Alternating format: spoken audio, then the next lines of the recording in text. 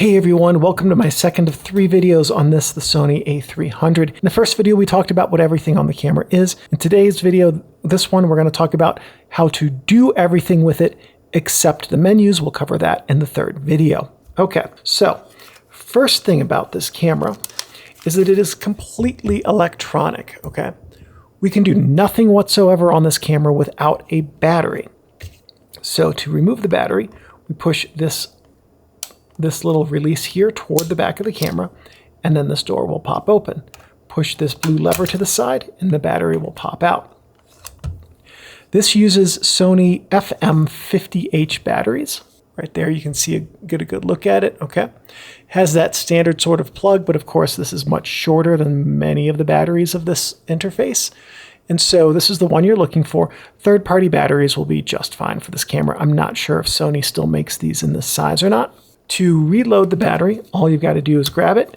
If we try putting it in upside down, we're not making it very far. This cannot go in the incorrect way.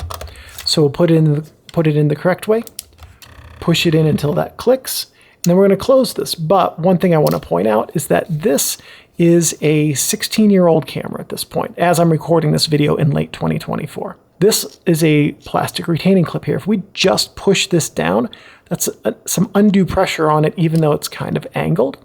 So if you want to close this reliably and easily, and to protect this, just push back on that as you push it down, and then push back on the release as you push the door down, and then you will preserve the retaining clip and make sure that your door stays shut when you have a battery in there. Next thing we're going to talk about is how to change lenses. So all you have to do to change a lens is push down on this button on the side, grab the lens, rotate it counter or anti-clockwise until you can pull it off, and that's it. You've removed your lens. To mount a new one, orange dot to orange dot, super simple to line that up. Just put them together, rotate it until it clicks in place, and now you've mounted a new lens on your camera. Next up, let's talk about CF cards. CF cards for the Sony A300 are pretty straightforward. The maximum size CF card that this camera can use is a 32 gigabyte CF card. Anything bigger and it will not recognize it. This is a 16 gigabyte CF card, and it will hold just a little bit over 1,000 raw files. So CF cards don't have to be very big for this camera. We're going to pop this open right here. There's a guide on the door that shows you how to load it, which is label side toward the back of the camera. Just going to slide this in very easily and push it into place. These use pinned connections, so if you put them in wrong or something, you can damage those pins, and it's almost impossible to fix those without completely dismantling the camera. Not worth it, so do be careful how you insert those. To remove a CF card, you saw this button popped up when I pushed it in. Just push it down. The CF card pops out a little bit. And now all you have to do is just pull it out nice and smooth like that, and you've removed your CF card. And then this you can plug into your computer with a CF card reader to transfer your files back to your computer. Super simple. So realistically, CF cards in the 32 gig size are very affordable, and if you get one of those, you'll be able to store more than 2,000 raw files on them. So you don't need anything bigger than that, which is good because this can't even read it. Next, let's take a moment to talk a little bit about flash use. We're just going to talk very briefly about this having an IISO flash. So if you do want to get a flash to plug into here, it must be an IISO hot shoe flash. Not all of them are, not all Sony flashes are. And I'm not sure, I don't think that as of this video's recording, I don't think Sony is still making the IISO flashes, but I could be wrong on that. Anyway, if you don't have one, or one of them is out of your budget, you could get a standard flash hot shoe flash if you also get an IISO to standard hot shoe flash converter. If you do that, just note that those converters, insofar as I know, are all only single pin. You will need a flash that has manual power controls on it so that you can dial those in yourself. And then all this camera will be able to do is trigger that flash to fire when it's time to fire it. So that's the very minimal amount that we're going to do to talk about flash in this video. The next thing that we're going to cover is the mode dial up here, okay? And the mode dial is going to give you a lot of control over how you shoot with your camera. And so We're going to go through each one of these and explain what they are and how they're used. And we're going to start right here with green auto. This is full automatic control. If you're coming to this camera from a cell phone, you're going to recognize this. This basically turns your camera into a big cell phone. You can't control anything that it does. It's going to completely determine how every photo is taken. Okay, that's what green auto is. If you're here to learn to be a better photographer, you'll probably spend most of your time, if not all of it, probably all of it, in these next 4 modes, okay? So we're going to go through these and I'll talk about what makes them different, and then we'll talk about these scene modes over here. Program is a little bit more control than green auto. Program mode is where the camera will pick the shutter speed and aperture for you, and then you can control the ISO, the flash. The flash will pop up in program mode if you ask it to. Will it pop up in green auto? Nope. That's disabled, okay? So with program mode, when you look back here, the screen says P for program. And if you have to press the shutter, it will say it's going to take 1/10 of a second at f2.8 for your exposure information. You can push the exposure value compensation button here, and then use your rear buttons to intentionally underexpose or intentionally overexpose your image, something you could not do in green auto, okay? You can also, 1/10 in f2.8, use the front command wheel to program shift to intentionally give yourself a different shutter speed and aperture combination if you don't like the one that program mode has selected for you. If you go too far, however, and the f2.8 or whatever number starts flashing here, that means you have to go back the other direction because either you don't have enough light or you have too much light for a proper exposure. Okay, we can go the other direction and see that it does the same thing. Program mode, basically, the camera will choose some of the settings to give you the best possible exposure, but give you some control back if you want to change that. We're going to come here to aperture priority mode, and aperture priority mode is pretty straightforward. You have the aperture displayed here. So you can choose the aperture. I'll have pressed the shutter button and now I can see the shutter speed. And as I adjust the aperture, the camera is selecting the best shutter speed for that aperture. As with program mode, I can come in here and I can control for over or under exposure as well. There's no program shifting with this. All you do is change the aperture and a different shutter speed will be picked. Okay, that's aperture priority mode. You select the aperture. The camera will select the shutter speed that's needed to give you the best exposure. We'll come back here to shutter priority mode. And shutter priority mode is the exact same but exactly the opposite as aperture priority. You select the shutter speed, and as I adjust the command wheel, the aperture changes, okay? So again, as we saw in program mode, if you get this number to be flashing, it means you've gone too far. Your image will either be too dark or too bright. You are more likely to see this in program or shutter priority mode than aperture priority mode because there are way more shutter speeds that you can select than there are apertures that you can select. And this is true it doesn't matter what lens you have on the front, that's true. So with aperture priority mode, you can definitely get a blinking shutter speed. You're just not as likely to. So the point of that is if the aperture is blinking in shutter priority mode, just adjust the shutter to get to a speed where it's not blinking. And again, in shutter priority mode, you can intentionally over or underexpose your images. Last of these modes that are the ones that you should really be using is full manual. In full manual mode, you are responsible for every single setting that the camera has. And if your photo turns out, congratulations, you did well. And if your photo doesn't turn out, well, that's your fault. So what you can see here is important is this is your light meter reading. In full manual mode, your objective is to make adjustments until that triangle is above the 0. That means you have a proper exposure. Too much light, too little light, okay? Dark photo, bright photo. So your goal is to get this alignment with the triangle and the 0. Now, you might have noticed I was adjusting the front command wheel up here and the shutter speed was changing, okay? I'll show you how to, there's in video 3, you can change it so that the front command wheel adjusts the aperture instead. If I want to adjust the aperture, I hold the AV button down, and now I can adjust the aperture. You don't intentionally over or underexpose in this mode using the AV button. You do it by manually selecting your aperture and shutter speed, okay? And again, if your command wheel adjusts your aperture by default, then holding down the AV button will allow it to adjust the shutter speed instead, okay? That's full manual mode.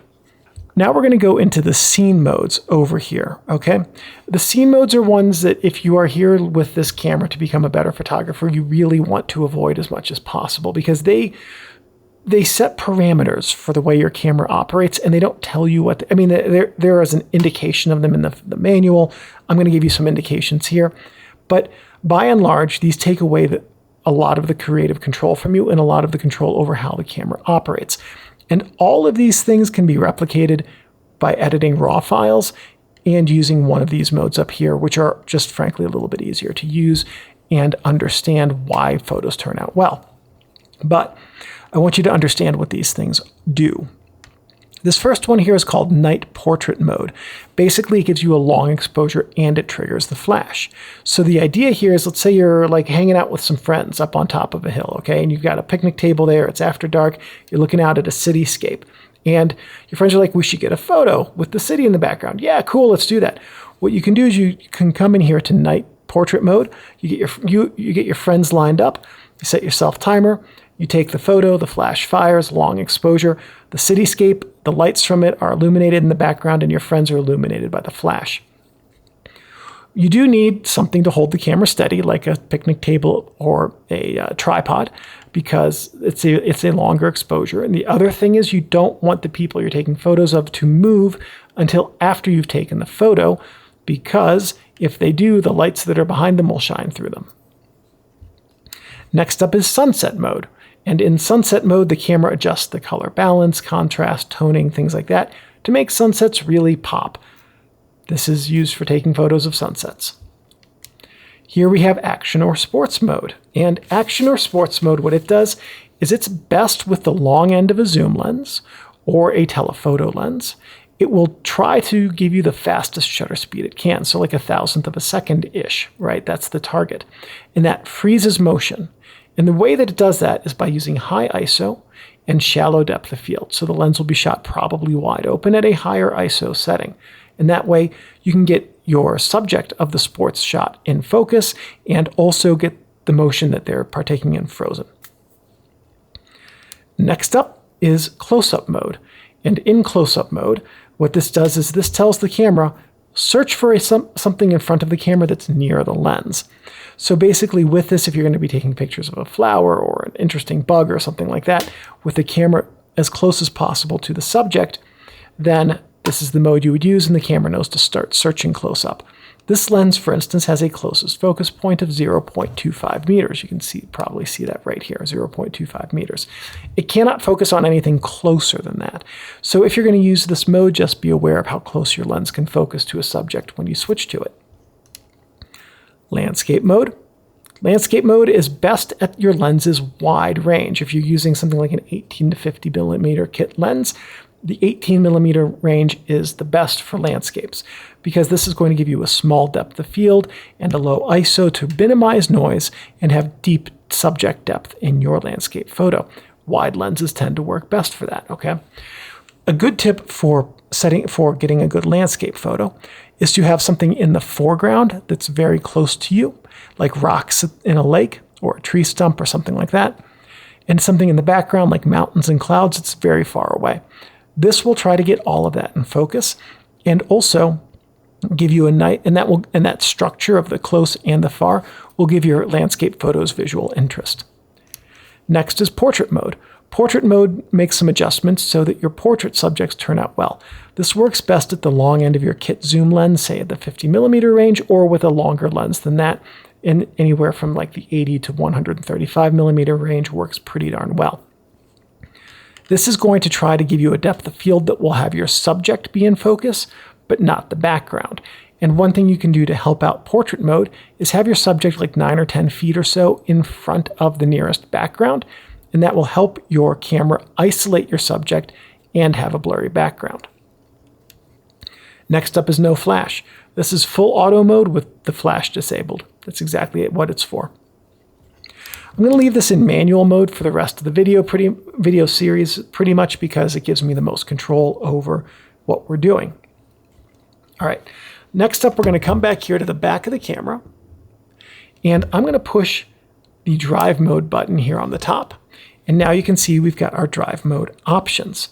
This first one is single frame. I push down the shutter button, it takes a photo, and it will never take another photo no matter how long I hold down the shutter button. Come here to continuous. This will take a 3 frame per second burst until the buffer is underrun, 6 shots in RAW, unlimited in JPEG, as long as I hold the shutter button down. Okay, that just click, click, click, click, as long as the shutter button's held. Self-timer 10 seconds. If I push the right arrow button here, I can switch it to 2. So this is your self-timer option. We'll take a single shot after the timer counts down. 10 seconds is great if you're taking a group shot and you want to run to in front of the camera to be in the photo. 2 seconds is great if you're just, say, using a tripod to take a photo of a product that you're about to photograph on your tabletop, and you just don't want shake from the photo from touching the shutter button. Give yourself a 2-second self-timer. This is called, so next up we have bracketing continuous, and we have, by using the control pads over here, either a 0.7 stop or 0.3 stop. This is the amount of bracketing. Bracketing means it's going to take multiple photos when you push the button. Underexposed, properly exposed, overexposed. By a third of a stop, not very much.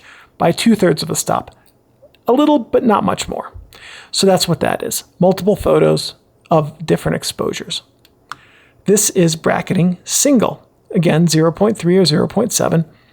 Push the shutter button, first photo, underexposed. Push the shutter button, second photo, properly exposed. Push the shutter button, third photo, overexposed. That's how that works versus just pushing the shutter button down and click, click, click. Next up is your white balance bracketing. When we talk about white balance in a minute in this video, this will make a little bit more sense, but you can do low or high white balance bracketing. Do you want your white balance adjustments that are made to the white balance setting to be bracketed moderately or a lot? Honestly, this is something that I've had on many cameras over the years. I've never once used it, so white balance is pretty sophisticated on cameras. So you are unlikely to find yourself using this unless you are using white balance in camera to adjust the color space of your images for a creative purpose. Now we're back up to single shot. Next, I'm going to push the ISO button up here, and that allows me to select ISO. And because I'm shooting RAW or auto, I forget which one of those two it is, auto is grayed out because one of my settings conflicts with it. But it's because I'm shooting full manual. Anyway, this is where you can select your ISO setting from 100 to 3200 in full stop increments. Okay. We talked about the AV button already. Auto exposure lock, what this does is it locks in your exposure settings. It doesn't do anything in manual exposure, okay? Because manual, you dial it in yourself. But if you're in program, shutter priority, aperture priority, or any of the other modes that aren't manual, what happens is it will say 0.6 and f7.1. Auto exposure lock, and that asterisk appears, meaning that those numbers will not shift even if your lighting changes. This is something I use in every video I make just to, so that is like my hand covers the camera or something that makes the screen much lighter. If I didn't lock my exposure for videos, the light levels would appear to change every time I moved my hands. But this can't use videos. This can't take video. I'm just giving you an example of how that can be used. This is something that I find to be less useful in still photography, because if you need to lock your exposures, just go into manual mode. Next thing here is the menu button. We'll talk about that in the third video. Display, push it once, turns off the display. Push it a second time, it's going to bring up what's called the simple screen, okay? So while we're here, let's talk about everything on this screen. Manual mode, shutter speed, aperture, flash mode. We'll talk about this in a moment. This is how much you are over or underexposed right now. It's basically your light meter reading in full manual mode, exposure compensation in all of the other modes, aperture sensitivity or ISO, drive mode, autofocus space. Right now it's set to wide. We'll talk about this in just a moment when we talk about everything behind the function button. Battery percentage, image format, RAW right now. And if I had a CF card, the number of images that are available to store on the CF card. Hit the display button again, and now we get the complex display. manual mode, shutter speed, aperture, flash off, light meter that we've seen already before, ISO, drive mode, autofocus mode. This is automatic. We're going to talk about this in video 3, I think. Yeah, we'll cover this in video 3 when we set that up, because there's no quick button shortcut to it. Autofocus area, and as I push the AF button down, you can see that it switches from wide to central spot. Okay. Yeah. So if you're right now using all your autofocus points, but you want to just use the very center one, just hold that down and it will switch to just the center. Metering area, we'll talk about that in a moment. Standard color toning, we'll talk about that in video 3. Auto white balance, this is your white balance information. We'll talk about that in just a moment. Battery, image format, remaining files. Next up, we're going to push the function button, and this gives us 6 things that we can adjust, and we're going to go through all of these right now. Flash mode's the first one. These are the different flash modes that we have access to. Here we go. These 2 are grayed out because there's no flash connected. Yeah, and the first one is flash off. That disables your flash. The second one is auto flash. Auto flash will work in green auto mode, and I think also some of the scene modes, where with auto flash, the camera will pop up the pop-up flash if it thinks it needs to. So the no flash will also work with some of those scene modes as well, by the way. If you don't want your flash to turn on, you can disable it here. So auto mode will automatically fire the flash on the camera, the pop-up, if the camera thinks it needs it. Fill flash is a type of flash. Let's assume for a second that you're sitting with a friend under the shade of a cafe awning, and then behind you is this lovely scenic vista, okay? You want to capture a photo where that scenic vista is well illuminated, and your friend is not a dark shadow. And if you just took a photo, just picked up your camera and click, that's exactly what would happen. Well, if you go to fill flash here, the camera will fire the pop-up flash just enough to fill in the darkness in the shadow to illuminate your friends so they look like they're just as evenly illuminated as the scene behind them. That's what fill flash does. Slow sync is for flash use with longer shutter speeds. So if you're going to use something meaningfully longer than the flash sync speed of 1/160th of a second, that's what you use. Rear curtain sync speed is called rear curtain, and what that does is fires the flash at the end of the exposure. What does that mean? Okay, let's say you're using fill flash, okay, or anything that's not rear curtain.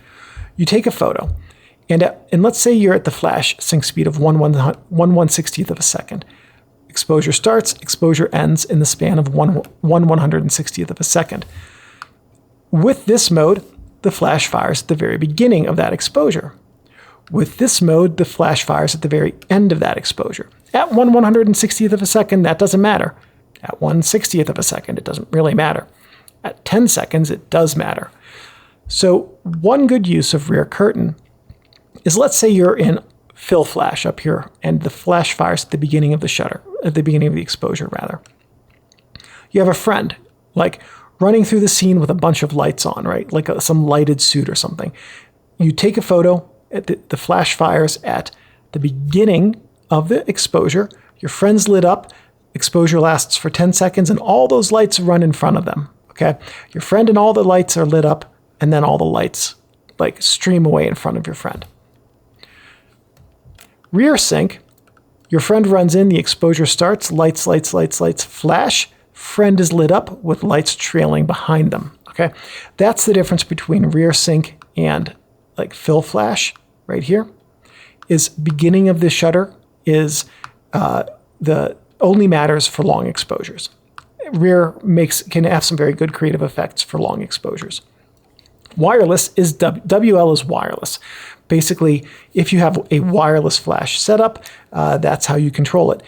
Frankly, if you're using wireless flashes, you're more advanced than I am with flash use, at least when it comes to the Sony ecosystem ISO flashes, and you probably know more about this than I do anyway. And then we're back to the beginning. Going to come back here to the next one, and we've got metering modes. So we have 3 to choose from: multi, center weighted, and spot. Okay, multi takes the full 12,000 zone metering mode. I can't believe that's the correct number, but maybe it is. Anyway, it takes all of the metering zones, and it uses all of the information from all over the frame to calculate the best exposure. This is really good if you're just out walking around or taking photos or whatever. This is a good 95% of the time metering mode. It's very reliable.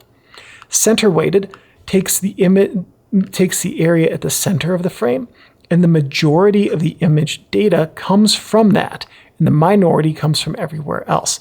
This is a good general use metering mode, but if you have things that are very dark or very light in the center of your frame, it can throw off your meter reading.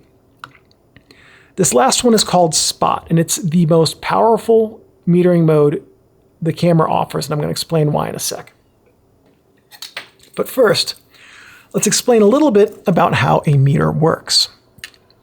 No matter what type of metering you use, it's going to attempt to make your scene this flat gray. In the most basic sense, this is what it does. If your camera thinks that the scene is this flat gray, then things that are dark will be dark on it, and things that are light will be light in your scene. Okay, you'll have a proper exposure. When I make these videos, I always take this gray card, I set it in the middle of the screen to start with, and then I take a meter reading and I lock the exposure with my camera's AEL button. Okay. I'm going to turn off AEL, and I'm going to open up the aperture so we can make a more dramatic demonstration here. And you can see that by and large, the exposure has stayed the same as I've made those adjustments, because the camera is in spot mode right now, and 100% of the meter reading information is coming from the very center of what you're looking at. And it's making the scene flat gray. But if I turn this to white, it wants that white to be flat gray, and everything around it gets very dark. I'm going to bet that the opposite is true if I turn this to black. And it tries to turn this black, flat gray, makes everything else super bright, okay? So that's what spot metering does. It takes the very center of your image, and then it uses that for 100% of the metering information. This is not something you want to use if you're just walking around with friends. You'll get very wildly varying exposure information. But if you are in a setting like I am right now, where you are controlling the lighting that you're using, this is incredibly powerful. Let's take an example where you're at a portrait shoot and you're going to take photos of like a 20 or 50 person office, okay? You've got a white backdrop and you've got lights, and you're just going to take photos of people that are all different skin tones. Some are going to wear a dark sport coat, and some are going to wear like a light blue dress or whatever, okay? Different colors, different shades of skin and clothes. With spot metering, set your camera into manual mode. You now control the shutter and aperture. What you're going to do is have a gray card, and you're going to have someone sit where everyone's going to get their photos taken and hold that gray card where people will be sitting so that the lights reaching them will be reflected accurately on that gray card. You're now going to take a spot meter reading off that gray card and dial in the appropriate shutter speed and aperture. And what that does is, as long as your lighting doesn't change, it guarantees that all of the subjects in your corporate photo shoot will have the exact same light on them, the exact same aperture and shutter speed. And that also means that someone wearing a dark shirt, that dark shirt will be recorded accurately. Someone wearing a white shirt, that white shirt will be recorded accurately. If you had two people in a row, one who had very dark skin and a black shirt on, sit down in that spot, even if you were using multi-zone metering, that would give you a different exposure than the next person who had very pale skin and a white shirt, okay? So with spot metering and a gray card, you can come up with very precise meter readings and control your camera settings so that photos in the same controlled lighting over a span of time have the exact same exposure, and that makes it easier on you when you get back to your computer to edit photos. This also works very well in tabletop studio photography if you're selling things online. We're going to go back to multi-mode, and next we're going to go on to autofocus mode. Okay, so autofocus mode has three options, S, A, and C. S is single shot, sometimes called servo by other makers. A is automatic, and C is continuous. So S, with this when you have pressed the shutter button, your camera is going to obtain, the autofocus is going to kick on. It also does that with the eyes. And we'll talk about this in video 3, your eye start autofocus. But autofocus starts. When it locks on, autofocus locks. And it does not shift. This is good for stationary subjects like that corporate photo shoot or a still life photo or product photos, something like that. Okay? Things that once you have focus can stay locked because your subject will not move. Continuous is the opposite. Focus will track, and it will keep tracking as things move. If things don't move, the focus may shift around and try to track because it thinks things should be moving. AFS tells the camera that your subject is stationary. AFC tells the camera that your subject is continually moving, okay? So this can track subjects as they move between photos, or if you're waiting for a great shot of your kid kicking a soccer ball toward you or something like that, then it can track your kid until they connect with the soccer ball. Autofocus A is automatically choosing which one of those it goes with. So those are your 3 autofocus modes, and whichever one you want to use is great. Next up is autofocus area, and you have 3 options: wide, spot, and local. So wide uses the entire autofocus point system to find the subject that you're going to try to focus on. It's good for just general use, and most of the time will be just fine. But sometimes you know that you want to have your subject be this one right here, right in the middle of the frame, only in the middle of the frame. You're about to take that gray spot meter reading, so you might switch it to this just to make sure that the gray card is in focus, okay? Something like that. Or you're going to center frame all of your product photos that you're doing. Then you might want to switch to spot autofocus, okay? Local is another one of these. It's a very powerful tool that you can use. It's going to use just the central area of autofocus right now, unless I push the control pad. And now I can specify an autofocus point to use. So here's how this is powerful. Let's say that you're going to take a photo of your favorite basketball player making an awesome dunk on the hoop, okay? If you select this autofocus point, then what you can do is you put the hoop right there. Your autofocus will lock onto that hoop. You're in continuous shooting mode, and then as your favorite basketball player runs up, you just hold down the shutter button and you get your frames until your buffer runs out, or it just keeps going if you're shooting JPEG, and you capture them making that dunk, okay? And because that hoop is in the focus point, it's in focus, and your favorite basketball player is on that same focus plane, and their face is also in focus. That's one way you can use it. Okay, another way is you're back at that corporate photo shoot. You're going to be shooting everything in portrait orientation. You can use this autofocus point on the bridge of everyone's nose, and now not only do you have the exact same shutter speed and exposure dialed in because you took that gray card meter reading earlier, now the bridge of everyone's nose will be in the exact same place on every photo, and it makes it a whole lot easier to have your bust photos that you can crop down to like 4x5 or 1:1, something like that, or just be happy with everything being framed exactly the same way. So that's a really good way to use that. And if you're at one of these other points and you want to get back to the center, you just hit the AF button. We're going to come back here, go back to wide, and now we're going to go to white balance. Okay. White balance has a bunch of options. We're going to go through these. I'll show you some tricks on how to use them. And then we'll get to, again, they keep putting the most powerful ones of these at the very end, and we'll talk about how to use these in different settings. Auto white balance. The camera will look at whatever you're taking photos of and say, I think that I need to make these adjustments for white to be white and yellow to be yellow, okay? Generally pretty good. Most of the time I leave my cameras in auto white balance. If you're shooting raw, you can also adjust the white balance in post. Auto is going to be just fine most of the time. This is daylight. The camera will assume you're under full sun, and it will adjust the toning in the image for full sun. But you can also increase or decrease the amount of that toning, whatever parameters it adjusts, to get different looks. Or if you're like, I just want it to look different, I think that 0 is not enough. I want +3 of this toning that it does, whatever adjustments it makes. You can do that. With daylight, this might not be the most useful thing, okay? Shade is shade on a sunny day. Has a slight blue tint to it. So if you're in the shade of something, and let's say you're in the shade of a blue painted building and everything's like really super blue, let's dial that back a little bit or dial it up whichever way it needs to go, play around with a little bit.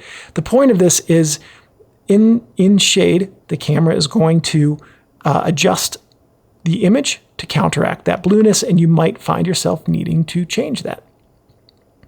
Next up is clouds. You're under a fully clouded sky, and you can again increase or decrease that. In tungsten, if you remember the old filament bulbs, incandescent bulbs that had the tungsten filaments, they're very like amber to orange color depending on that. This will add a whole lot of blue to your images, or a whole lot more blue if it's a very, very strong tungsten bulb, or a whole lot less blue if maybe it's like a warm white LED bulb, okay? That's what that's for. Next up is fluorescent. Fluorescents are very green, and the camera will throw a bunch of magenta into your image to counteract that greenness. But different types of fluorescent bulbs have different amounts of green. Some have a whole lot more green, and some have just a little bit less. So you might need to adjust that if you're taking photos in a corporate setting underneath fluorescent bulbs. Next up, we have flash. Flash is a very blue light.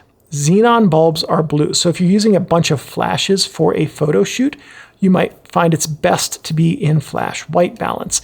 And maybe your flashes are super blue, so you want to put it to +3. Or maybe they're kind of just a mild blue. You might want to dial it back. Now here we come into color temp. This is where you get to have some really strong creative control over your color temperature.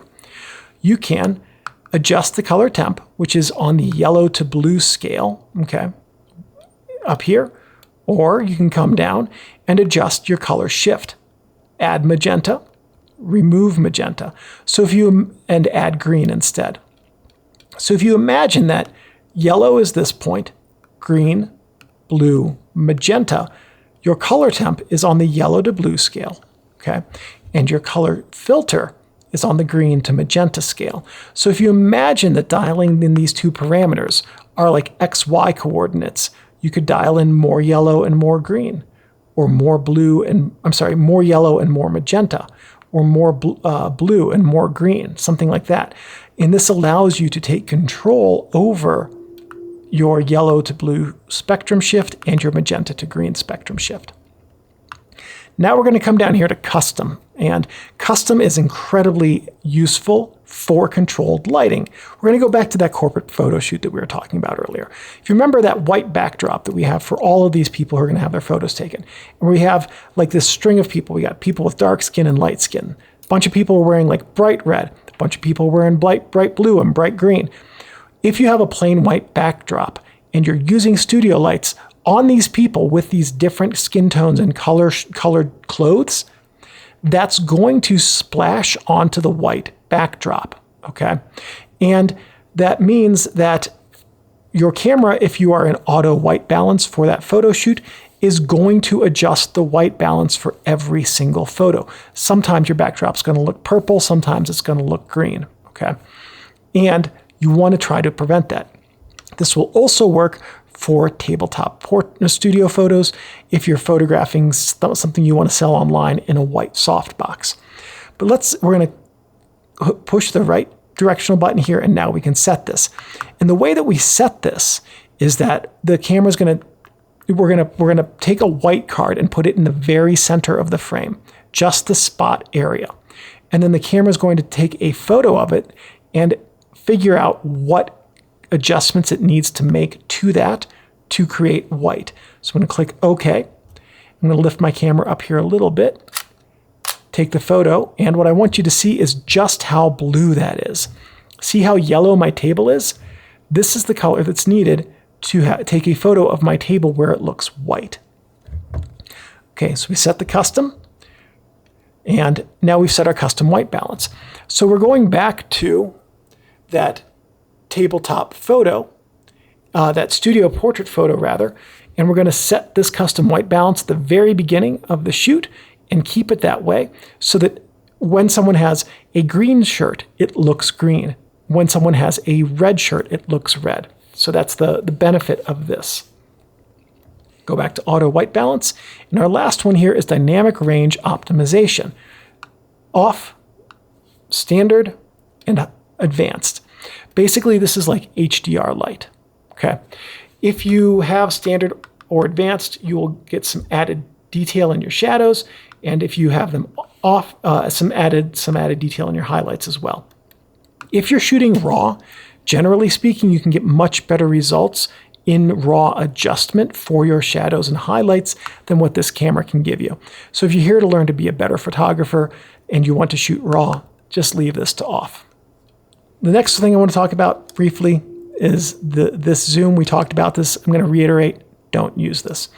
Now, with that, we have covered every single thing on this camera, except the menus, which we'll cover next, and also how to take a photo, which we're going to cover right now. The idea with this camera is you dial in all of your settings ahead of time, and then when you're ready to take a photo, you just push the shutter button and take your photos, and they're ready to go. And that's all there is to it. Your only concern when taking a photo should be what's on the image and what do you see in your viewfinder. And with that, let's pop on over to the third video. There's a card up here for you to go over there with me, and we'll go through all of the menu items and talk about how to configure this camera.